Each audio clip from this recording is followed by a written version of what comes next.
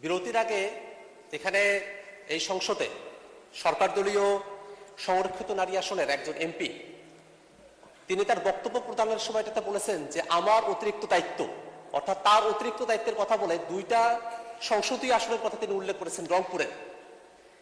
এবং তিনি সেখানে যাওয়ার পরে আমরা সেখানে বিএনপির যারা নেতাকর্মীরা আছে তাদেরকে আমরা এই ধরনের বক্তব্য দিতে শুনেছি যে এই আসনে নির্বাচিত যিনি এমপি তিনি আসলে এমপি না, সংরক্ষিত আসনের যিনি এমপি তিনি আসলে সেখানকার এমপি।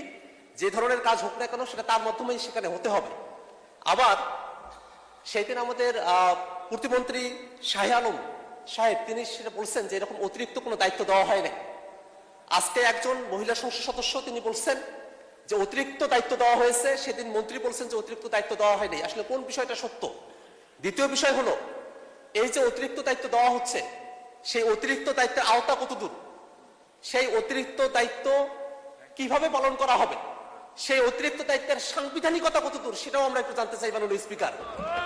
পাশাপাশি আরো একটা জিনিস মাননীয় স্পিকার, এই যে অতিরিক্ত দায়িত্ব দেওয়ার কথা বলা হচ্ছে সেটা শুধুমাত্র বিরোধী দলের সংসদ সদস্যরা যে আসনগুলো থেকে নির্বাচিত হয়েছেন শুধুমাত্র সেই আসনগুলোতেই এই অতিরিক্ত দায়িত্বটা দেওয়া হয়েছে।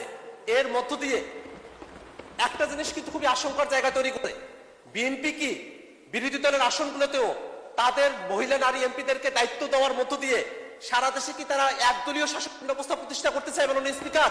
এটাও আমরা বিএনপির কাছ থেকে জানতে চাই মাননীয় স্পিকার।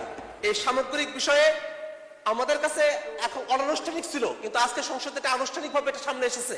আমরা এই বিষয়টা একটা সুরাহা চাই, সরকার দলের কাছ থেকে আমরা এই প্রশ্নের ব্যাখ্যা চাই মাননীয় স্পিকার। আপনাকে ধন্যবাদ। কার পাশা গেছে কার টেবিলে, খেলা যে চলছে কোন লেভেলে।